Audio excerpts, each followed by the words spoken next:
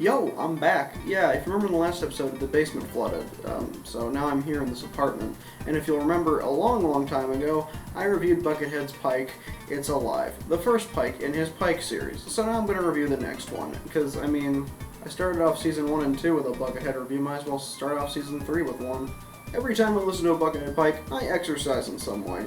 So, I mean, there's 600 of them. I'm going to be pretty toned by the end of this, I think.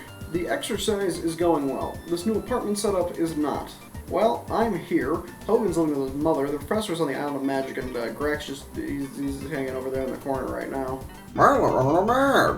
He lives under the bed. Yeah, this apartment's a little cramped, but I mean, I guess that's what $300 a month will get you now, so, Most of our stuff survived, and hey, this place has everything. It's got movies, a sink, Graxx, a closet, a bed, movies, music, and a mini fridge. Wow, a mini fridge. But that's enough talk about the apartment. On to the album.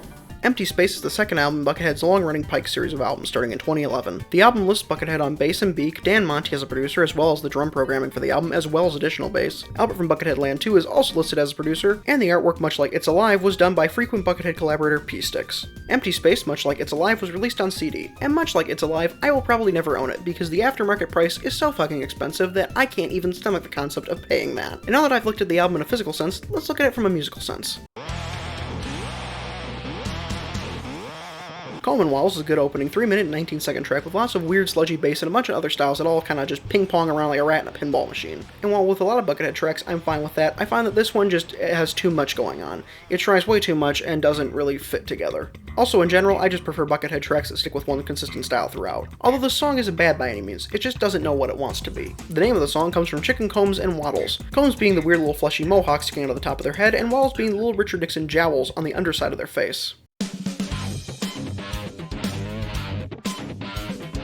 Wormers is the next track, and it's good. The solos throughout the song are absolutely insane. Extremely solid track, one of the best off the Pike. This track's got good slow doomy moments, good fast heavy moments, and good in-between moments. I highly recommend this song for anyone looking to get into Buckethead. I thought the name might have something to do with chickens, but no, unfortunately not. The song is 3 minutes and 22 seconds.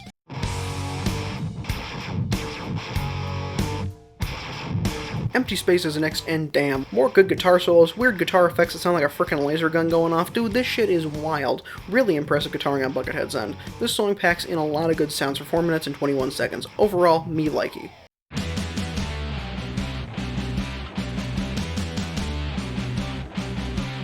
Aw yeah, here we go, Dummy Egg. I like this track. It's just a really good 2 minute and 55 second song. Some melodic stuff, some heavy stuff, fantastic. But much like LeBrontron, Spotify plays this song every time I turn on my playlist for some reason. Except unlike LeBrontron, this song never gets old in the slightest. Good shills. The groovy riffs are insane. This man has no chill when it comes to making fire tracks, and his absolute mental breakdown of a guitar solo at the end is to die for. Overall, I love Dummy Egg. I love Dummy Egg.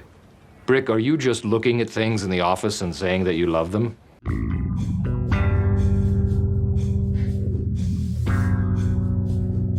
More funky fresh bass is then provided by the 4 minute and 41 second song Pullets. This song switches it up, however, with some more traditional metal and then some atmospheric guitar stuff later on though. I like it. It's good. This song has all the genres, very experimental, very fresh. The name Pullets is in reference to a word used to refer to chickens less than a year of age. I'm seeing a chicken egg pattern with this album. The doorway on the cover of the album kind of looks egg-shaped in a way, if you can even call that a doorway. Kind of looks like the egg that Jared ate in Poultrygeist, if any of you remember that thing.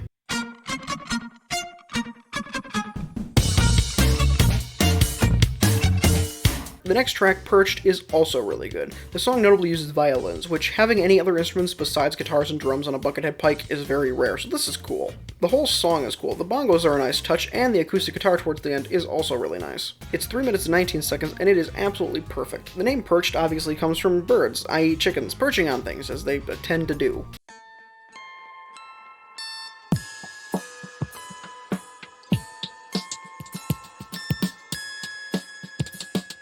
Hatched, again, bird-themed, chickens hatching, you get it by now. Hatched is pretty good. The opening riff is killer, reminds me heavily of the main riff from Black Sabbath's Behind the Wall of Sleep. The whole song is really good. Love the funk and the rhythm. It's also got some moments that remind me heavily of Bucket's third studio album, Day of the Robot. This song jumps all over the place in style, but in a good way, you know? It's 3 minutes and 22 seconds.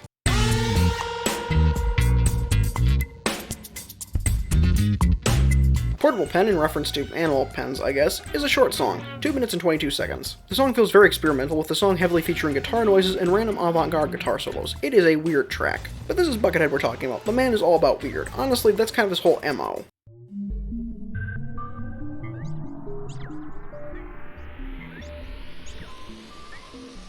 The next track, Leghorn, is all over the place, at 3 minutes and 2 seconds. It's got this one part around the 2-minute mark that really reminds me of Picking the Feathers off of Bucket's last Pike. It's alive. Very creative and fun song. The bass is really nice and the song has a really good flow to it, even if it does switch up styles constantly. This track is great. Enough said. Also, Leghorn is an obvious reference to, like, Froghorn Leghorn from Looney Tunes lore. I figure I should probably mention that.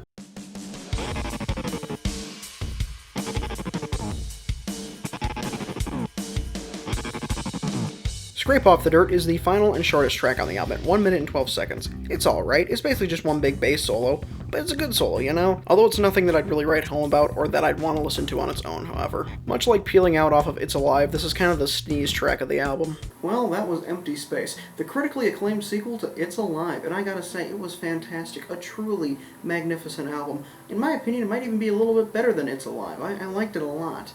And you know how I said that my exercise was going well? Well, I lied. I ate a Snickers bar. I have no self-control.